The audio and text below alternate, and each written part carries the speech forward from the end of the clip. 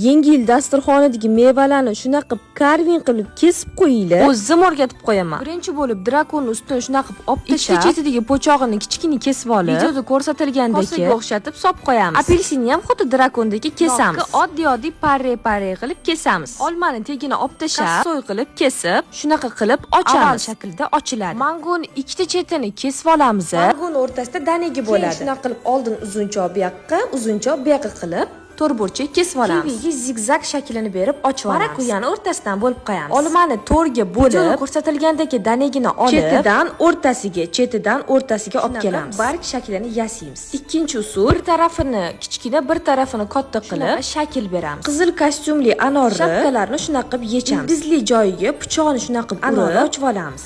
Ananasni tagini olib tashlab, keyin o'rtasidan bo'lib, oldin 2 ga, keyin 4 ga bo'lib olamiz. Keyin videoda ko'rsatilgandek o'rtasidagi o'zigidan qazib 4 ga bo'lib olamiz. Yangi yil dasturxonini karvinlari ham tayyor. Podpiska bo'lib oling. Oson retseptlarni o'zim o'rgatib qo'yaman.